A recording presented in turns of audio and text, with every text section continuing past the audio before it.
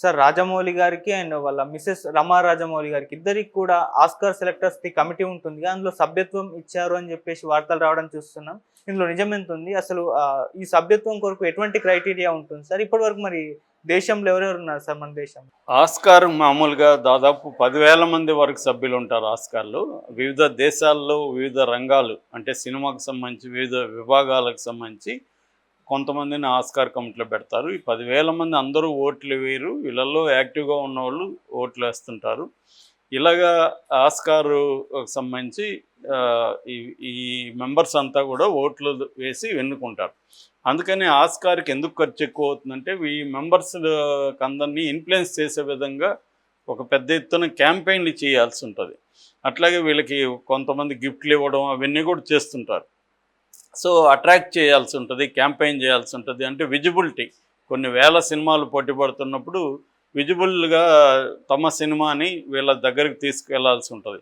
అందుకని రాజమౌళి కూడా త్రిపుల్-ఆర్కి వెరీ ప్లాన్డ్గా పబ్లిసిటీని తీసుకెళ్ళగలిగాడు. సో దానివల్ల ఇప్పుడు ఆస్కార్లో ఉన్న అందరూ కూడా గుర్తించగలిగారు దీన్ని, త్రిపుల్-ఆర్ ఒకటి ఉందని.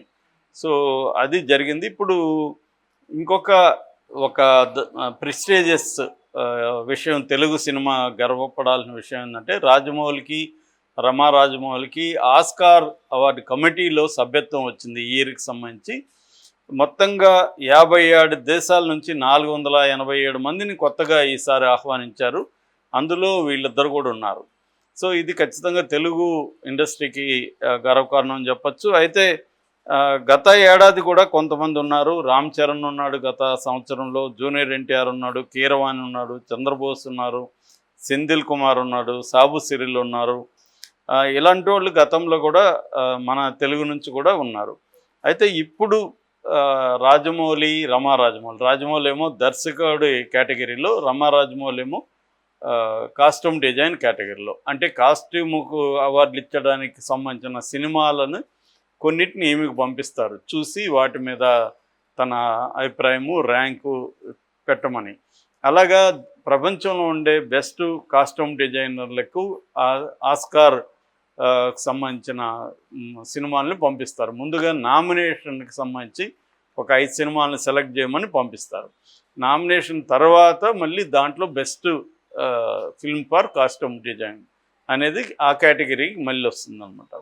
అట్లా ఇప్పుడు ఇండియాలో తీసుకుంటే షబనాజ్మి, రితేష్ సిద్వానీ, రవివర్మన్, రీమా దాస్, శీతల్ వర్మ, ఆనంద్ కుమార్ టక్కర్, నిషా పహూజా, హేమల్ త్రివేది, గీతేష్ పాండ్యా, ఇలాంటి వాళ్ళకి ఈసారి సెలక్షన్ అయింది. రమా రాజమౌళి అండ్ రాజమౌళితో పాటు షబనాజ్మి మనకు తెలుసు, తెలుగు వాళ్ళకి కూడా. సో తెలుగు సినిమాల్లో కూడా ఆమె యాక్ట్ చేసింది. మన రాఘవేంద్రరావు కొడుకు సినిమాలో కూడా ఆమె యాక్ట్ చేసింది. అలాగా ఇలాంటి వాళ్ళని ఇప్పుడు చేస్తున్నారు. సో ఇది ఒక రకంగా ప్రెస్టీజియస్ అని చెప్పాలి. దీంట్లో గతంలో కూడా మనకి చాలా అవార్డులు వచ్చాయి తెలుసు మనకి. విలేజ్ రాక్ స్టార్స్ తీసిన రేమాదాస్ ఉన్నాడు దీంట్లో. ద క్రిటిక్ లీప్ ఇయర్ సినిమాలు తీసిన ఆనంద్ కుమార్ టక్కర్ ఉన్నాడు. ఈసారి మొత్తంగా 71 మంది ఆస్కార్ నామినీలు, మరో 19 మంది ఆస్కార్ విజేతలు ఉన్నారు. అంటే గతంలో ఆస్కార్ అవార్డులు వచ్చిన వాళ్ళు, తర్వాత నామినేట్ అయిన వాళ్ళని కమిటీలోకి తీసుకుంటారు. అంటే వాళ్ళకి ఆల్రెడీ సినిమా మీద కమాండ్ ఉండాలి, క్వాలిటీ సినిమాకు సంబంధించిన ఇతర విభాగాల్లో క్వాలిటీ ఇచ్చి ఉండాలి. వాళ్ళు ఎవరినంటే వాళ్ళని వీళ్ళు తీసుకోరు. అంటే క్రైటీరియా ఏదో ఒకటి ఉండాలి కదా, ఆస్కార్ కమిటీకి ఒక క్రైటీరియా ఉండాలి. సో ప్రపంచవ్యాప్తంగా బెస్ట్ ఫిల్మ్స్ని వివిధ విభాగాల్లో సెలెక్ట్ చేయాలంటే ఆ సెలెక్ట్ చేసే కమిటీలో ఉన్న పీపుల్ కూడా వివిధ విభాగాల్లో బెస్ట్ క్వాలిటీ ఆల్రెడీ ఇచ్చి ఉండాలి. ఇప్పుడు మనకి ఉన్న ప్రాబ్లం అదే. మన దేశంలోకి వచ్చేసరికి పొలిటికలీ మోటివేటెడ్ వాళ్ళని అందరినీ కూడా పంపించేస్తూ ఉంటారు. వాళ్ళల్లో చాలామంది అసలు ఏమీ ఆ కళారంగానికి సంబంధించిన నాలెడ్జే ఉండదు వాళ్ళకి. అందుకని అవార్డులు కూడా మనకి చాలా ప్రాబ్లమేటిక్గా ఉంటాయి. అందుకని ఇక్కడ అవార్డు తెచ్చుకున్నాడు, అవార్డు ఎవరు తెచ్చుకోవాలి అనేది అంటుంటారు, అంటే ఇన్ఫ్లుయెన్స్ చేసుకోవాలి. ఆ మధ్య కూడా నాతో ఒక award committee member, senior music director Tamil అతను మాట్లాడుతూ, వాళ్ళు ఎక్కడ ఏ హోటల్లో ఉన్నామో తెలియకుండా దాక్కొని ఉన్నారంట. అడ్రస్లు తెలియకుండా ఫోన్ నెంబర్లు పెట్టుకొని, ఎందుకంటే పెద్ద పెద్ద ఎత్తున ఇన్ఫ్లుయెన్స్లు చేస్తున్నారంట వాళ్ళని, ఏది జాతీయ అవార్డులు కోసం. అట్లా ఉంటుంది ప్రెజరు అని ఆయన కొంతమంది పేర్లు కూడా చెప్పారు, హిందీలో ఎవరెవరు ఆయన్ని ప్రెజర్ చేయడానికి ట్రై చేశారని. సో ఆ స్థాయిలో ఇక్కడ ప్రెజర్ చేసి లాబింగ్ చేసి అవార్డులు తెచ్చుకుంటుంటారు. అవి కానీ పద్మ అవార్డ్స్ కానీ ఇవన్నీ కూడా లాబింగ్లు జరుగుతాయి. ప్లస్ గవర్నమెంట్కి, అధికారంలో ఉన్న గవర్నమెంట్కి ఎవరికి ఇస్తే ఉపయోగకరంగా ఉంటుంది, వాళ్ళకి పొలిటికల్గా ఎవరికి ఇస్తే బాగుంటుందని చూసుకుంటారు. ఇక్కడ ఇప్పుడు పివి నరసింహారావుకి ఇచ్చాడు, ఆయనకి అర్హత లేదని కాదు, బ్రహ్మాండమైన అర్హత ఉంది ఆయనకి ఎందుకు ఇచ్చారంటే పొలిటికల్గా ఇక్కడ కాంగ్రెస్ పార్టీకి కొంత మేలు జరుగుతుంది, దాన్ని ఆపాలంటే మనం కాంగ్రెస్ పార్టీలో ఉండే ఒక ఐకాన్కి మనం ఓన్ చేసుకుంటే అది మనకి టర్న్ అవుతుంది అని బీజేపీ వాళ్ళు ఇటు పటేల్ని లాంటి వాళ్ళని వాళ్ళు అప్రోప్రియేషన్ అంటారు ఇంగ్లీష్లో, అలాగా వాళ్ళు ఓన్ చేసుకోవడం. ఇక్కడ కూడా కేసీఆర్ కూడా అదే టాక్టిక్స్ ప్లే చేశాడు. ఇక్కడ కూడా పివి నరసింహారావుకి సంబంధించి కేసీఆర్ ఓన్ చేసుకొని ఆయన విగ్రహాన్ని పెట్టడం, ఇవన్నీ కూడా చేశాడు. సో ఈ అవార్డు కమిటీస్లో ఇలాంటి పాలిటిక్స్ ఉంటుంది. ఆస్కార్లో ఉండదా అంటే ఆస్కార్లో కూడా ఇటువంటి పాలిటిక్స్ ఉంటాయి. అంటే వీళ్ళు ఆ సభ్యుల దగ్గరికి సినిమాని తీసుకెళ్ళడం, ఆ సభ్యులకి కాస్ట్లీ గిఫ్ట్లు ఇవ్వడం, వాళ్ళని పెద్ద పెద్ద డిన్నర్ పార్టీలు వాళ్ళకి ఇవ్వడం, ఇవన్నీ చేస్తారు. ఇవన్నీ రాజమౌళి కూడా చేశాడు. కాకపోతే మన ఇండియన్స్ ఇంతవరకు పెద్దగా పట్టించుకోలేదు. ఇవన్నీ గతంలో కూడా చేసి ఉండొచ్చు, కానీ పెద్దగా పట్టించుకోలేదు. లగాన్ టైంలో కూడా లగాన్ సినిమాకి కూడా చేశారు. ఏదేమైనా ప్రతిదానికి రెండు ఉంటాయి నేను చాలాసార్లు చెప్తుంటాను. Necessary condition, sufficient condition. Necessary condition ఏమంటే ఖచ్చితంగా చేయాల్సింది ఇది. సబ్సెంట్ కండిషన్ అంటే అది డిఫైన్ చేయలేం దాన్ని. సో ఇదైతే అందరూ కూడా చేస్తారు, 10 మంది చేస్తారనుకో, 10 మందికి అవార్డులు ఇవ్వలేరు కదా వీళ్ళు, 10 మంది చేయాలి.